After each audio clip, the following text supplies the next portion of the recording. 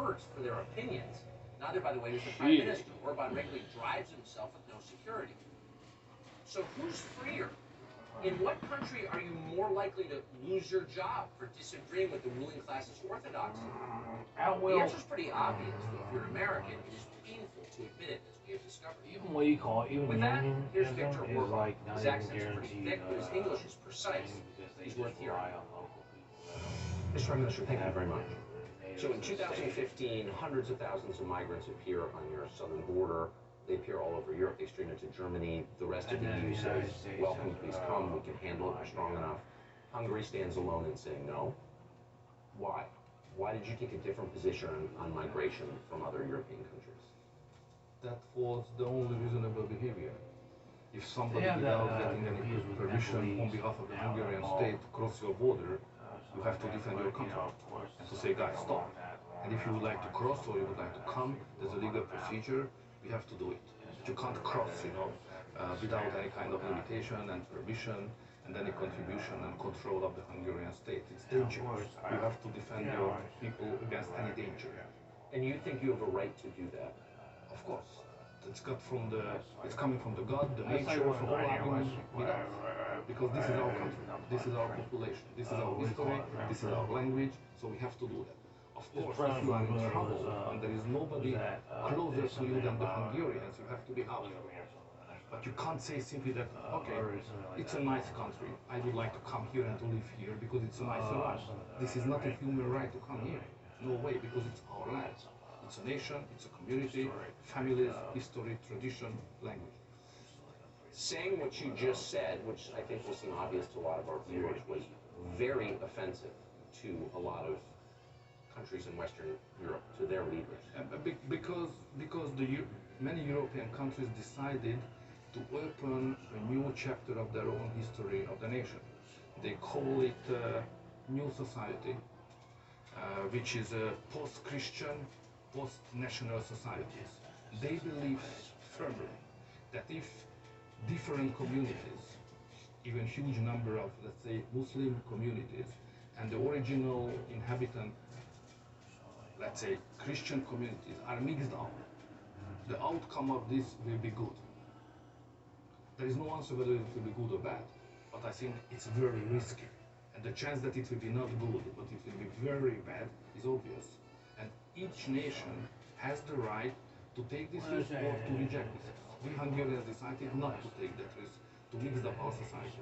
That's the reason why they attacked Hungary so harshly, and that's the reason why my personal reputation is very bad. I'm treated like the black sheep of the European Union personally, and sometimes Hungary as well, unfortunately. So it has been 6 years since Germany, since Angela Merkel made the decision to let many hundreds of thousands of migrants into her country. Millions, non-German speakers, mostly Muslim. What have the effects been in Germany? Diplomacy is requires some bad behavior, but it was their decision. They took the risk, and now they got what they have deserved. That's their life. I would not like to make any categories to describe what was the outcome of their decision. I only insist on that the Hungarians has the right to make our own choice. You first became famous in the late 80s as a student, as one of the leaders against Soviet occupation of Hungary, and you were a hero to many in the United States, and at the time, during the Cold War, we paid close attention to Hungary. I think the U.S. government was on your side, you were on the side of the U.S. government. So 30 years later, Joe Biden, while running for president last year on ABC News, suggested that you were, and I'm quoting, a totalitarian thug. You see what's happening in everything from Belarus to Poland to Hungary, and the rise of totalitarian regimes in the world, and as well as this president embraces all the thugs in the world. Is it bewildering for you to see the change, and how do you respond to that characterization?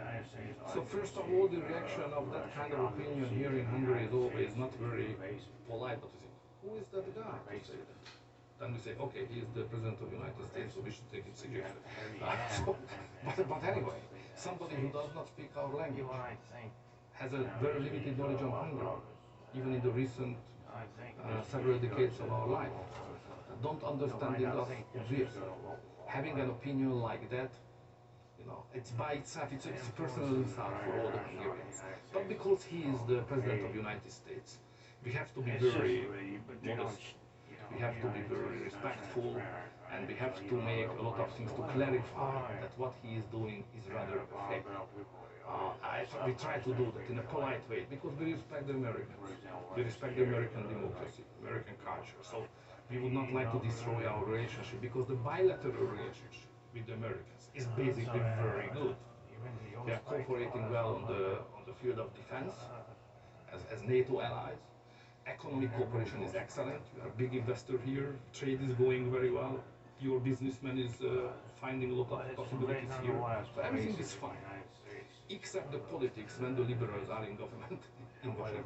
That's the problem. So we have to manage that because the American-Hungarian good relationship is valid, even if the Americans don't perceive today it as it was previously. So we have to say what we can say out of it.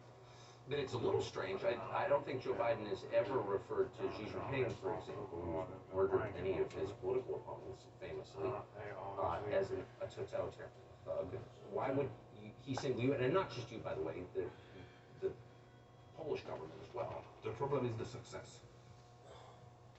So it's a real challenge.